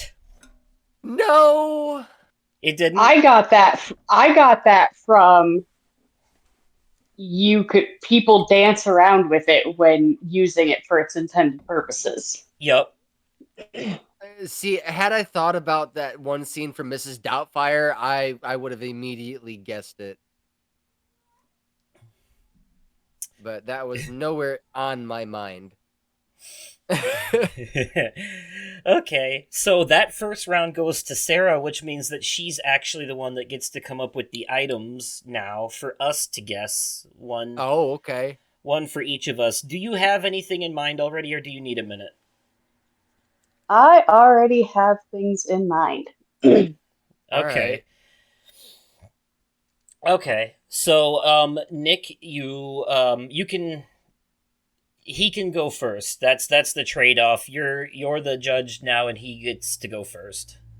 Okay. Okay. Is it an electronic device? No.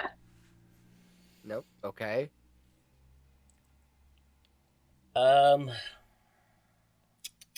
Is it made of wood?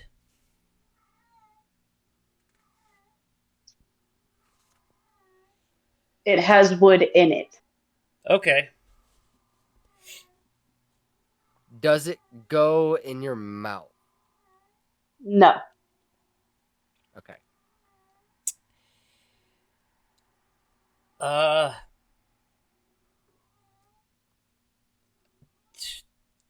Does it have um does it have legs? No. Okay. Is it bigger than a foot? Yes.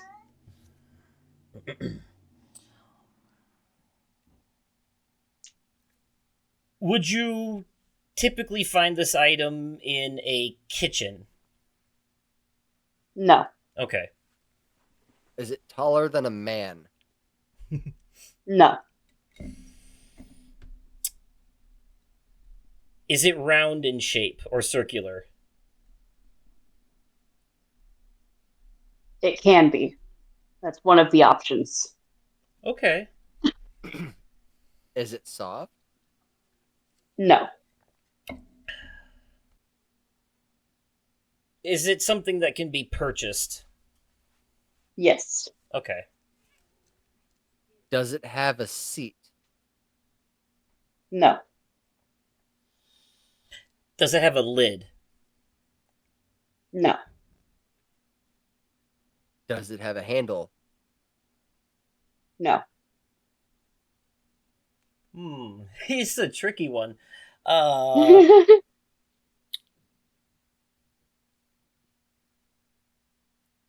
not being so kind with hints either.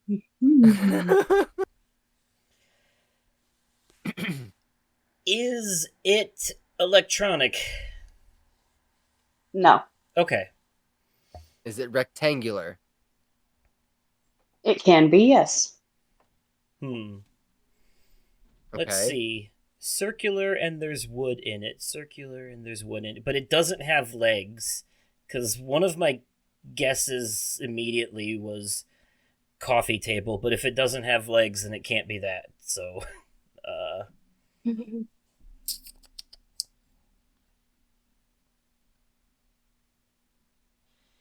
And that would be wrong. right. It isn't always circular. It can be other shapes. Right, okay. Is it used to hold things or set things on? No. Okay. Is it hung on a wall? No.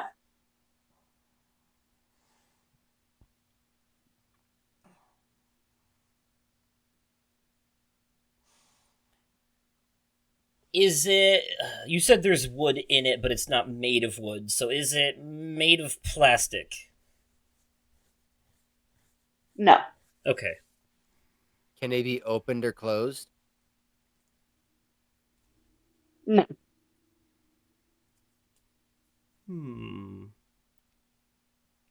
Is it an everyday household item? Yes. Is it made of wood? Yes.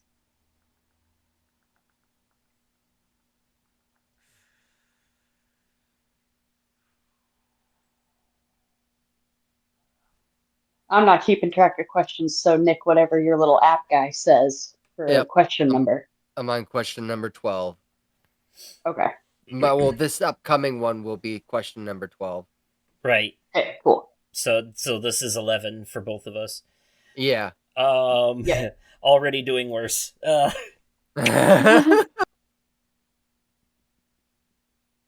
see what it is. Is it used to cover something? No. Okay. Does it have 4 legs? Yes.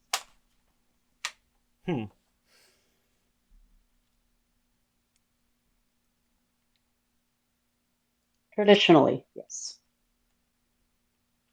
Can you drink from this item? No. Okay. Do you usually use it at a restaurant? No. Does this item come in a variation of colors? No. Oh, okay. Can you play with it? No. Is this a cleaning item? No. What Do happens you... if I win? Oh, that's just it. If neither of us get ours in 20, then just nobody wins this round. Okay. Do we use it at school? No. Could you find this item in like a office building, work environment? Yeah, you could. In one very specific location, but yes. Oh, Okay. okay. That's very big. Ooh. Is it useful to sleep? Nope.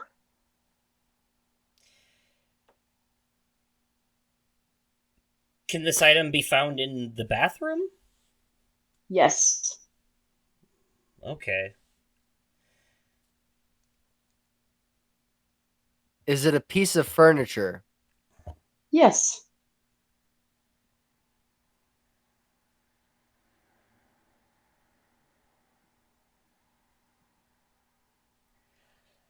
Huh. Uh is it a sink? Nope. Okay. Yeah. Nope. Can't drink liquid out of it. Right. Fair enough. Um Yeah, see on that one, yeah. Okay. So I can't guess again on this turn, so I have to come up with a new question. Um is it used for hygiene? um. Yes and no. Yes. Yes. Okay. I'm gonna guess. And then Okay. I'm gonna guess coffee table. Yes. Yes. You don't understand how hard I wanted to laugh when Justin said that earlier. I Was was like, my next guess was going to be hairbrush for mine. Was that it? no, Okay. mirror. Mirror? Oh, okay. Ah, I should have asked. Okay, I should have asked if it was made of glass. That would have done it. That's why I was struggling on whether or not it was used for hygiene, because, like, yes, but no, but, like, yes. Oh, okay. Yeah, I was kind of more leaning towards is it like a toilet paper roll or like like oh, yeah, scrub brush or something. Okay. Well, I mean that works out then too because that means Nick you are the next decider and you won that round. So, Yes. It goes both ways. And yeah, you got to come up with an item for both of us, and obviously don't tell us what it is. Yeah. I need a minute. But that also means either I will be the ultimate winner, or there will be a three-way tie. Yeah. Yeah. Yeah, that's true. Well, actually, no, because I didn't win that last round. So, Right, but he did win his right, round. yeah, oh yeah. So there would be a three-way tie, and then it would be decided by the Wheel of Fate at that point. So, The Wheel of Fate. Yep. Okay.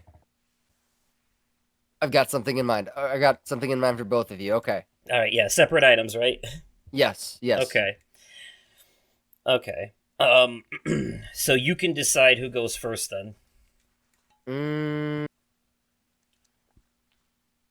Sarah. Okay. Is it electric? No.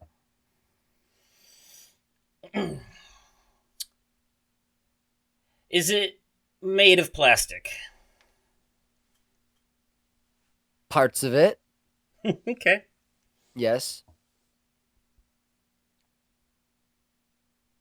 Would one put it in their mouth? No. A child might, but no.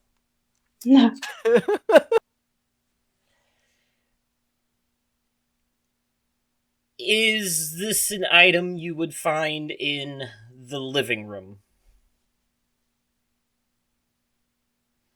Sometimes yes. Okay. Can we buy it? Yes. Is it electronic? Yes. Is it larger, longer, bigger than a foot? Sometimes. Yes.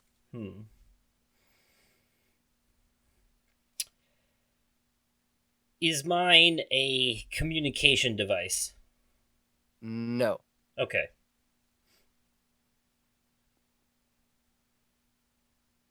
Would one sit upon it? No. Um, I hope y'all are keeping track of your questions because I have not been. I am, yes. Okay. Cool.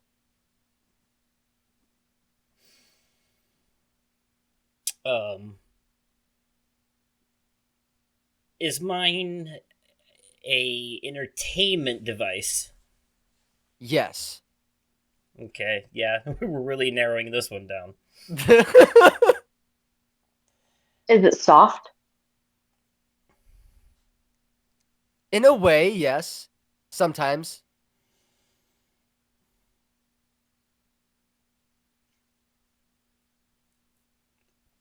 Oh, I have a guess, but I don't know if I want to. I'm gonna narrow it down just a teensy bit more before I go with it. But Okay.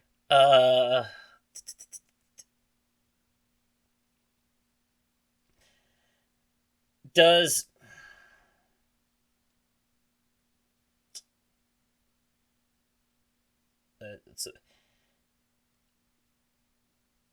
is this device controlled remotely?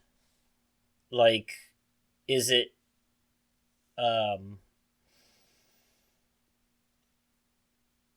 is it a device that has a remote for it, something that you have to use it, or is the device it's okay? You want to take a guess? Is it a television? No. Okay, that was my guess, but I guess no. Okay. Is it an article of clothing? No, it is not.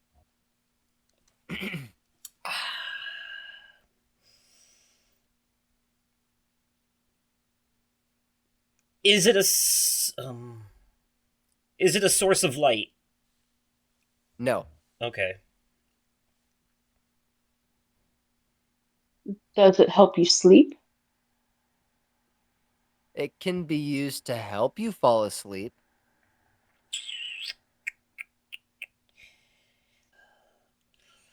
Does this device come in color variations? Like Purchased separately, but yes. Like you can purchase it in different colors? You can purchase... I think the answer is no, then, is what you're getting at. If the device itself doesn't come in different colors, then no. Okay, yeah, then no. Okay. Is it a gaming console? Yes. That's what I thought. That's what I thought it might be. Okay. So that Sarah, did end up. Do you want to keep guessing to see if you can guess what yours was, or do you just want me to tell you? No, it's fine. You can just tell me. A book. Oh, okay.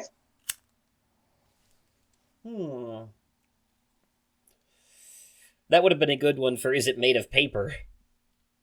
Right. Yeah, I would. Well, I mean, the in a way that it like so when she asked if it was soft, I'm like, in a way, sometimes. Depends on how well loved the book is. Yes. See what's soft. That's my kitty cat laying against my leg. Yes. He missed me. He missed me so much. Yeah. So, three-way tie. Yeah, Mhm. I hate these ads. Okay, so 1, 2. Okay. So I have here, and it will be recorded so that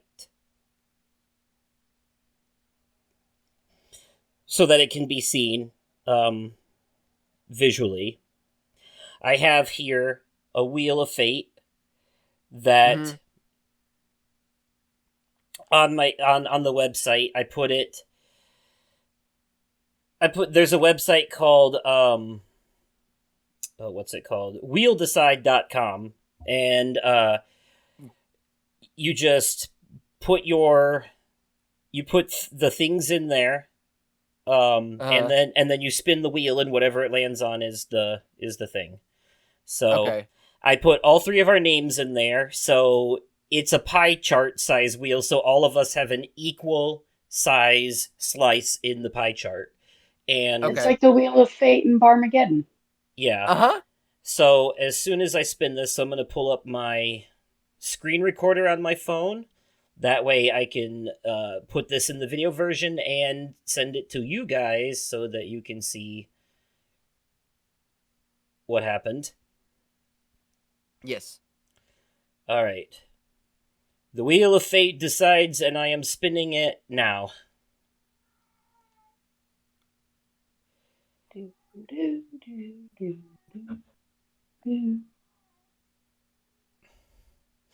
Giving it a couple of really, really good flicks before I let it go so that it spins really fast. And here we go.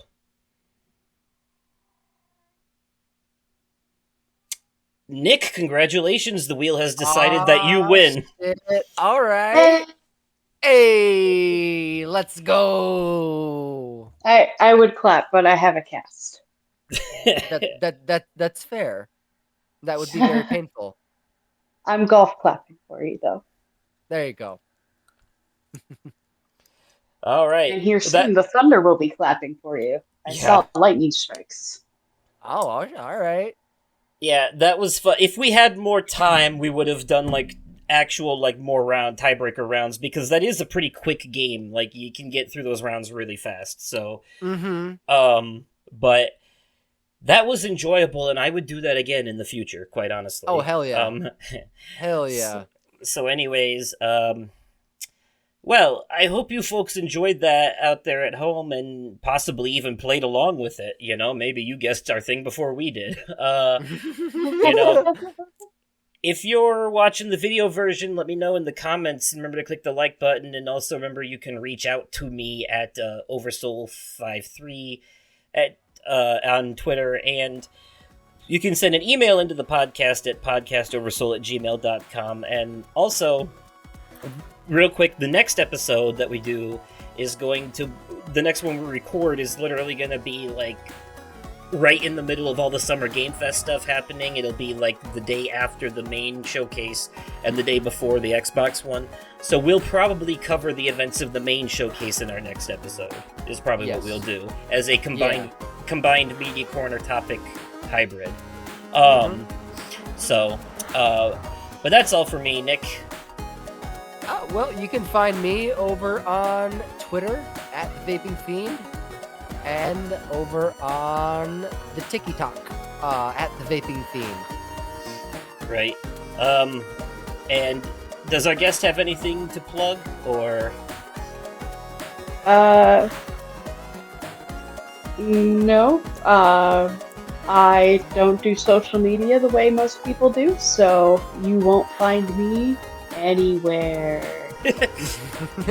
Fair enough. Alright, well, like I said, that'll be it for this episode. Thank you all so much for listening, watching, whatever, and until next time, we'll catch you in the next one. Good night, everybody. Bye. Bye.